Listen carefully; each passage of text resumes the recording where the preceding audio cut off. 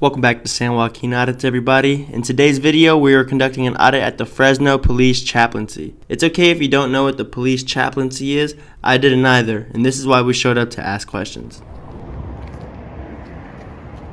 Hey, excuse me, I had a question.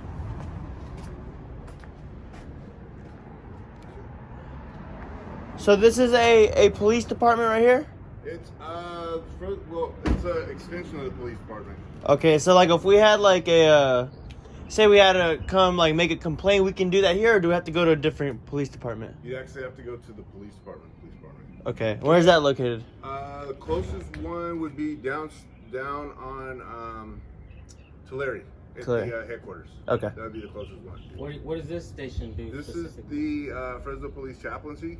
So we're kind of like the priest for the police department. Oh, I see. Okay. So if there's say death calls, if officers need moral support, we handle runaway calls, things like that. Okay. And yeah. You guys deal with the families of those who lost like loved ones and things like that? I see. So you guys are more like dealing with you guys deal more the public. You guys aren't really police officers though? Yeah, we're not sworn officers. Okay. We have volunteers, some paid staff, and we run programs for runaways. We reach out to families of trauma and things like that. We do trauma classes and parenting classes. Okay. I have a question on the like volunteer stuff. Like, how could one volunteer, for instance, with this department or a different one, similar?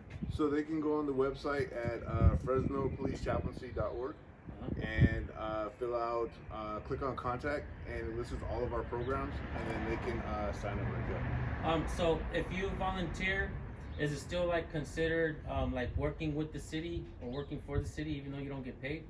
Yes. Like, say if I had the community service hours that I wanted to come do here, I could? Uh-huh. Oh, okay. So you guys offer that here as well? Yes. Oh, that's cool. All right, man. Thank you. All Can I get your name real quick? D'Amico. D'Amico? All right. All right. Cool, man. Thank you. You're welcome. Take it easy, man. Alright, so I know that some of you are not going to like the inside of this place, and I totally understand, but in my opinion, we did get a pretty productive conversation. The whole conversation was about 45 minutes long, so I'm going to post the full version of it on my second channel, Nick's News Network. I chopped it and edited it for you guys right here, but if you want to check out the full conversation, go to my second channel and watch the video.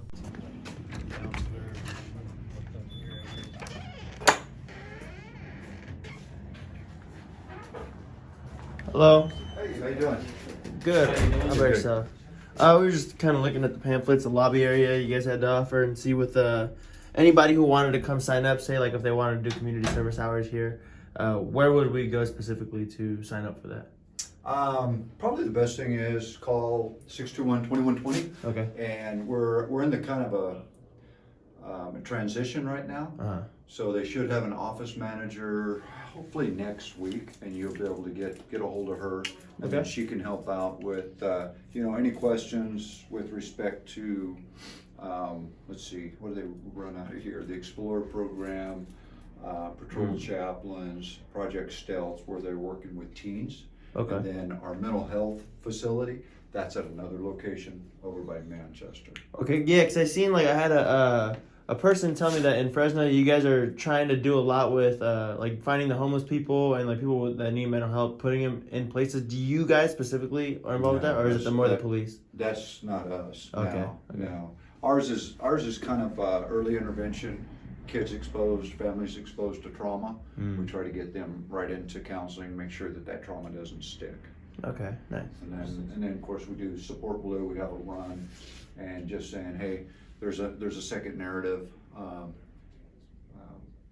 Though everybody in every industry has people that shouldn't be there, police is no different. But there's a lot of good people here, and let's hear their story. So that's kind of what this office is for. Okay. Oh, nice. Any other questions? Yeah, all of this is merchandise is for sale? Uh-huh. Yeah. Okay. And so this is so when let's say for instance we purchase something, where does that money go to? That money will go to the Fresno Police Chaplaincy, and it'll help fund like our runaways. All the runaways in Fresno, typically, I think about 3,000 a year. what we do differently than any other city is, out of this office, we'll call the families and try to connect with them and the runaways, and then try to get them into a mentoring program, try to figure out why they're running away, because being out on the street is unsafe. And if we can get them to be able to figure out how to deal with the conflict, whatever's going on at home, they're safer there, right? They just gotta learn how to work through the conflict. So it would help on that program, or patrol chaplains. They're kind of like the pastor at large. If somebody loses a loved one and they have no one to help them through that, that loss, they'll call a chaplain out no matter what time, and they'll show up and just be with them and help them navigate, that loss. Makes sense, and that's specifically for the people, or is that for officers as well? Both. Both for officers. Yeah. So like, let's say an officer is involved in a shooting and he's going through some kind of mental issues, Right. he would come here and speak to someone? They could, or like I said, maybe they get out on call and somebody, maybe somebody's son is lost in a traffic accident, and they don't have any family support. So they'll get on the phone, call a chaplain, they'll come out usually within 30 minutes and just provide that care, that comfort, hey, what to expect next thing. But yeah, it works for both community and law enforcement. All right, you have any questions, any more questions? No, I think. I do have one more question though. What's that? To make this and to print it out and to buy the gear, does that come out of tax funded? No, dollars? this is not tech, this is a nonprofit. This whole agency right here, the Yeah, installation? yeah. Okay, Yeah, this is not the police department, this is a nonprofit that works with the police department. okay, but it's also connected and it's not tax funded, the area? Mm-mm. Okay. No, unfortunately, it's a nonprofit where, we look for grants and, maybe contracts or private funding, things like that. Donors that are out in Fresno that think that there needs to be a conduit for our community and our law enforcement. Right, okay, so, on my channel, we have, we try to just understand what's going on in law enforcement. We're not anti-police and we're not, pro-police either, we're just trying to understand what's going on and document everything and put it all out there. One of the comments that we get, and I'm one of the bigger channels in California that does this, and I go out and ask questions, and like I said, I put transparency in my channel name because I like to highlight the good and the bad. Sure. But one of the things that we get, for instance, in our comment section a lot is a lot of the unhappiness with the actual blue line flag. We get a lot of veterans as well who've actually served in the military, and they come and say, the American flag is red, white, and blue. Right. This blue line flag, it seems disrespectful to the people and to the veterans who have lost loved ones, or just family members who've lost loved ones in the war. Now, I know that it's intended to be, support the blue or whatnot. Right. But a lot of people are saying that it's, makes them unhappy just to see it. Yeah.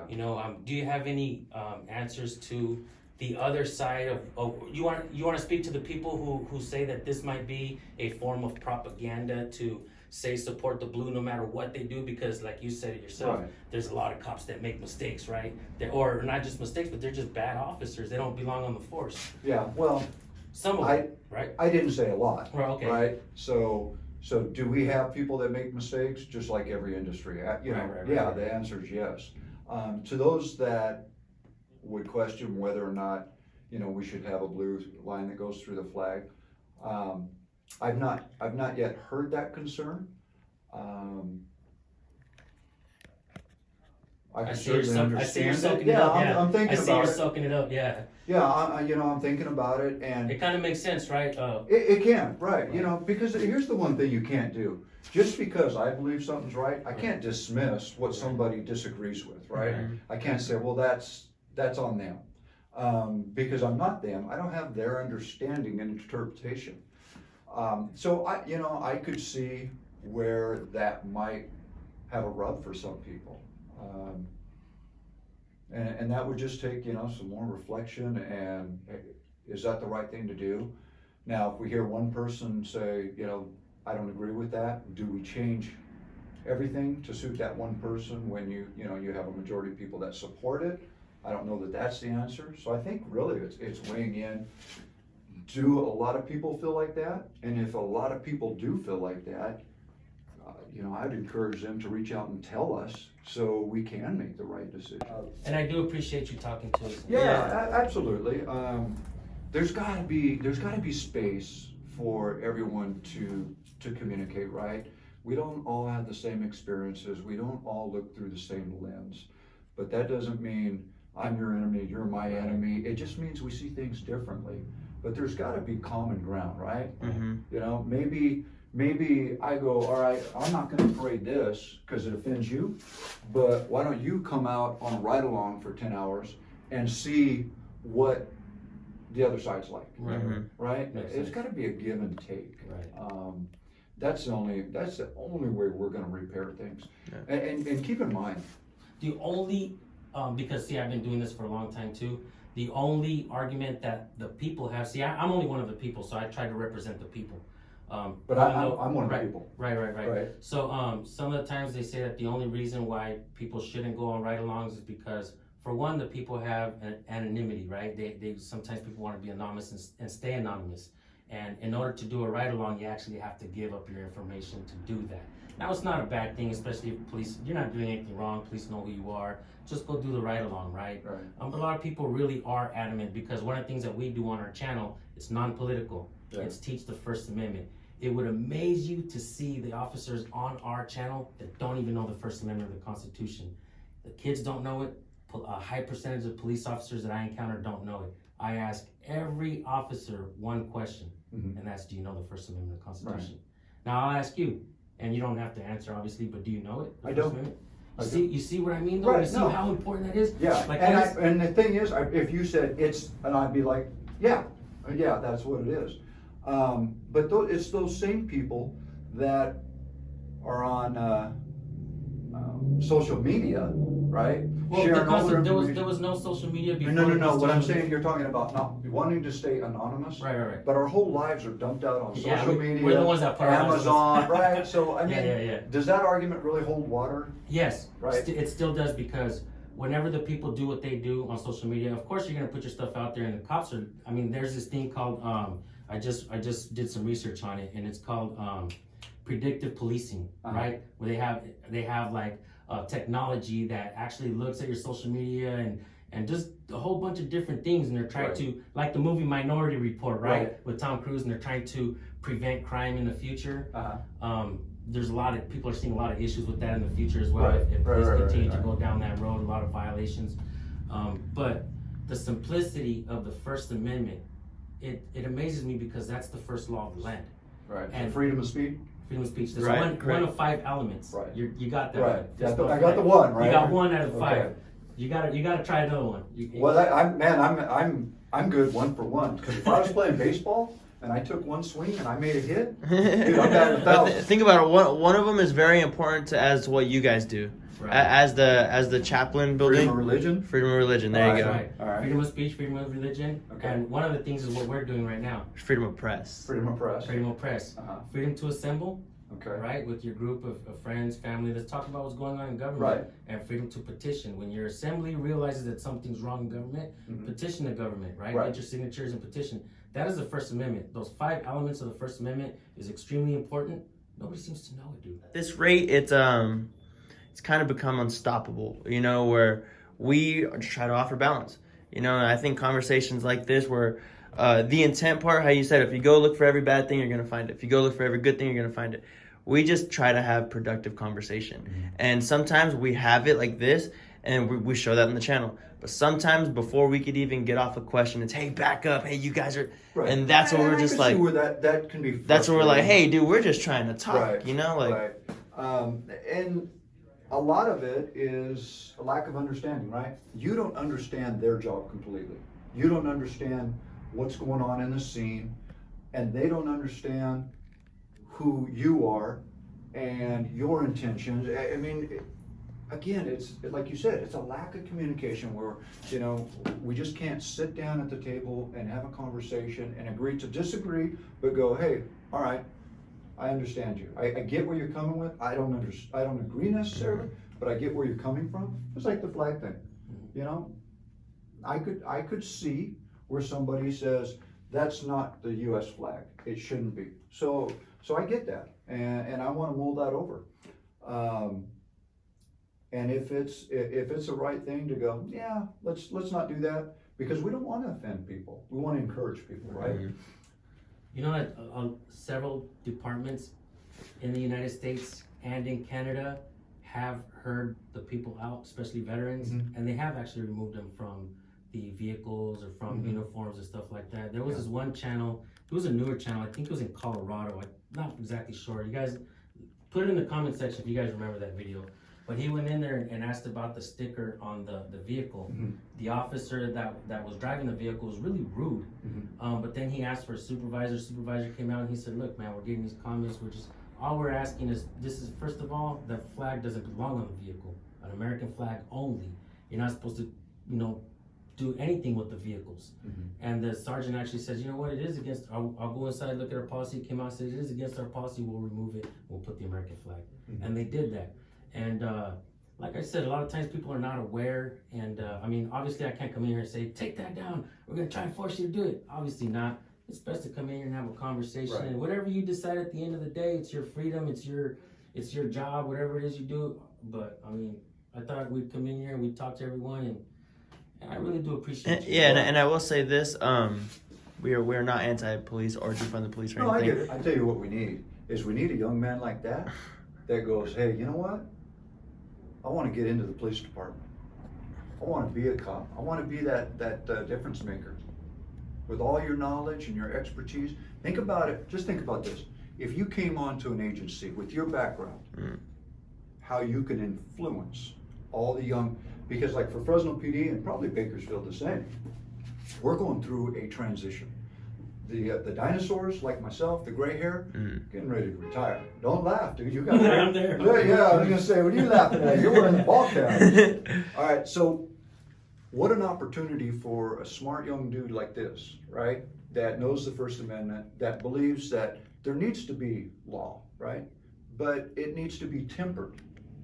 You know, you're the next generation to come into the department and be that influence. Yeah, and the cool thing about my position is I have friends who work in prisons. I have friends who are officers, friends who are sheriffs, highway patrol, and in reality, they look at me as like a middleman, and that's all I can offer is, hey, I can go out here and I can have conversations with officers without being how he said, like that person where, hey, can I help you? Well, I don't want any help, like that's not what I'm here for. I'm here to have productive conversation.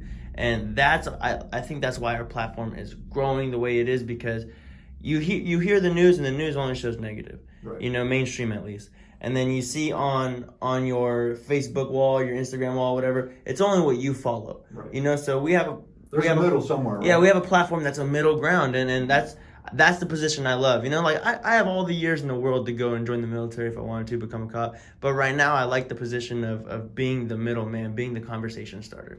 Understand this, young buck. In a blink of an eye, you won't have all those years. Oh yeah. Oh yeah. Right?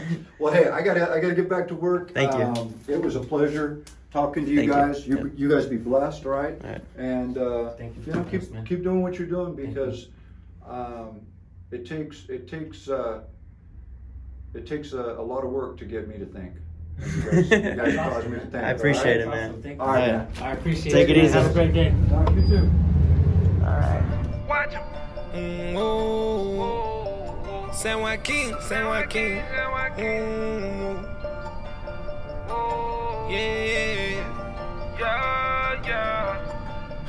Gotta watch him. We know the way that you copping. We don't give no option. Camera gon' shoot in 9 minutes. Keep that rolling, no stopping.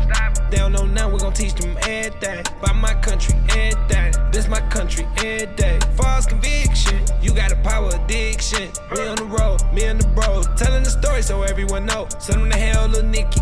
San Joaquin, shout out the group. We gon' show the world, don't miss it. My whole team on a mission. My eyes wide open, I see everything you doing. We gon' check the law. I know my rights like I passed the bar. I'ma make sure you know yours and all. Home of the brave, free us all. Can't do it all and we standing tall. Only real criminals behind bars. Only real criminals behind bars. Oh, excuse me, mister.